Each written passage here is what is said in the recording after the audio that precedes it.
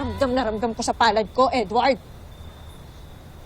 Hindi ka ba nahihiya na nakikitira lang tayo dito at umaasa lang tayo sa mga magulang mo?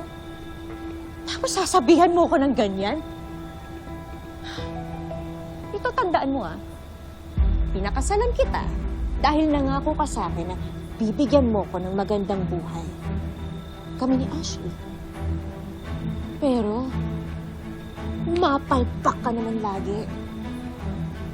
Kaya ending, ako pa rin ang gagawa ng paraan para sa pamilya to. Ano? Ha? Ano sinabi mo? Hindi ko naman hinihiling na bitawan mo lahat eh. Paano nangako tayo sa anak natin na hindi natin siya pababayaan? You promised that you'll be there for her. Pero every time na hahanapin ka niya, napipilitan ako magsinungaling. Ibig na lumakas ang loob niya, nadidisappoint lang siya.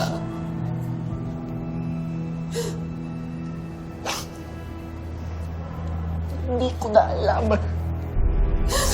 Hindi ko na alam.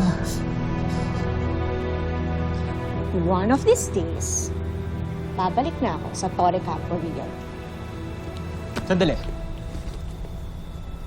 Hinding-hindi ako magmamakaawa kay Paolo.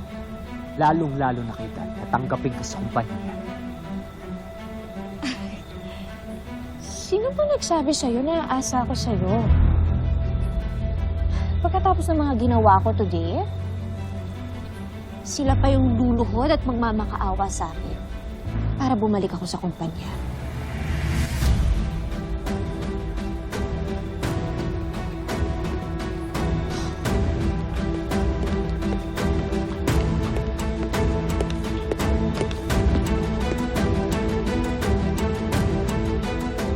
Ginagawa ko naman lahat ng dapat kong gawin eh. Pero hindi pa rin enough dyan sa mata mo. Hindi ko na alam kung saan ako lulugar. Sandali, alis ka na naman. Hindi makakabuti kay Jasmine pa kapag nakikita niya tayong ganito. Hindi niya tayo dapat makita nag-aaway. Magpapalamig lang ako.